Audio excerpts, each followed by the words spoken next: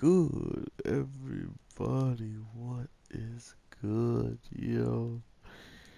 Oh man, so I'm actually pretty satisfied so far with what we're getting with this circus show. I did not expect this much action at the jump, and not only action, but there's a couple shows that this animation slash main character. I guess the main he's not really the yeah, he kind of feels like the main character, but the guy who is pretty much trying to protect, the kid overall, he kind of feels like the main character, but at the same time, it's going to be interesting to see if they truly intend to doing, you know, keeping all these characters. Holy crap, she's naked. Keeping all these characters relatively uh, even when it comes down to showing us just where everything lies in the sense of, is the woman with the puppet going to sooner or later become bigger than, the other two? Or, you know, vice versa with the guy with martial arts. Does he learn how to become a puppet master? Things like that can really change instantly how we see these characters. And a great example of, something that's doing that as of recently is Black Clover. I mean, you get this, Asta, seemingly friendship and, rivalry, and they were born in the same time and brought into the story at the same time. It's just Asta was clearly going to be favored more, and Yuno was going to become uh, just another kind of plot device to push Asta to want to get stronger. So, uh, overall, this show is really pulling me in with the character art. Not only that, a lot of the people who um, I've seen so far, they they have this weird way of showing like an evil person compared to a good person compared to like a neutral person, and I don't know why, but that like draws me in very easily. Just like I was saying at the beginning, the art style is really favorable for me, and I know shows like it, so it kind of makes sense why I would like those shows. But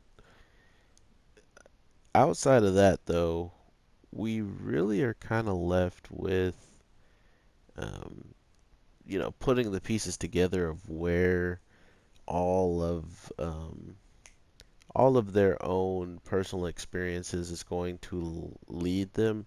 Because if anything, we always know that characters have a lot of baggage, and if one kid has this much baggage with everybody trying to kill them, I can only imagine seeing the same thing go for you know the girl with the puppet who supposedly her and her mom train just for this moment to be able to protect this kid, and only supposedly the daughter's there now. So what happened to the mom? Did she grow old, or was there an incident? There's things like that.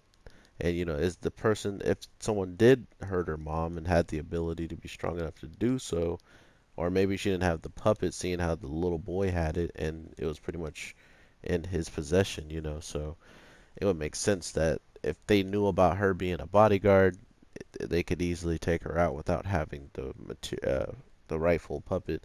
But can we talk about the action real quick? Because holy crap, the puppet grabbing this other puppet that can pretty much, you know, bust through walls and stuff like that and probably punch harder or punch through concrete, all these different things, and its legs are probably ridiculously strong. It could not get away. It literally tried its best to get away and just straight up was stuck. And just seeing it just freak out like that while it had its face just grabbed was absolutely hilarious in my opinion. And I can't wait for stuff to actually unfold next week because they're going against, multiple puppet masters. The guy who knows martial arts, told his backstory, seemingly that they squeezed his backstory in with, the progression of this kid getting kidnapped, so it doesn't feel too much like filler. That's another reason why this show has a better, like, understanding and like another better like point on my record, because if you're gonna give the backstory to already one of the main characters who are protecting the kid, then I'm guessing they might continue that trend, which would be awesome. But if they don't, I'm not really that beat up about it, because this character overall seemingly is, the generic one out of the three. The kid having like his inherence is pretty, like crazy, and the situation overall for him. And then you got the silver haired girl whose literally life was in a circus, and she's super raw with this puppet to the point of another puppet master who's been taking out humans and probably not taking out many other puppet masters, but at least took out some seemingly, by the way he was acting. He's like, you know, um, fighting these people didn't, fighting a puppet master didn't seem too out of the normal for him. So it just didn't happen as much, so he didn't have practice with it. So that's another. Those are the key things that they keep like throwing pins in. Like, oh, I don't. I would love to fight more puppet masters, but there's not that many to fight seemingly. So it's not like this whole entire world is just filled with these people, which is nice. So uh, it's kind of within just 2 episodes, they're setting out a really good plot. And I can't believe that this is going to be 36 episodes. So thinking about this turning into 36 episodes is actually nuts in my opinion. Um, and if they keep this speed up of, like event after event happening, what do you guys see this show becoming, to all the people that actually, like watch the show, and to the people that just watched my review, to see what the show is about? I truly appreciate you guys. And if you do check it out because of my review, let me know what you think of these first 2 episodes, because I'm at a loss when it comes down to, if any of this, family business is going to ever get resolved, in the sense of we kind of saw who's, behind it all, in the sense of some woman smiling at the end of the first episode, and maybe being someone inside of his family, like an aunt, or maybe his grandma, whatever. It could easily be someone like that. And so there's two sides of the story, and this is where I'll end the video.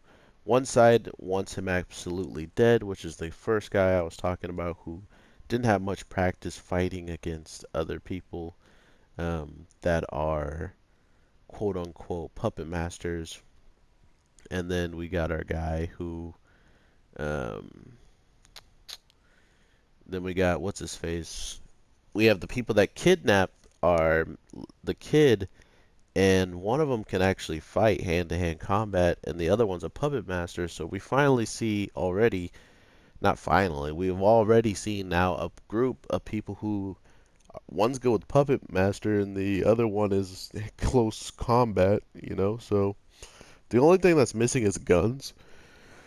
uh, I think our main character, who's really good at fighting, would, uh, guaranteedly increase his ability of helping if he had a gun with them, just to threaten them and knock them out. I don't think he would have the heart to straight up shoot somebody, including not in front of the kid.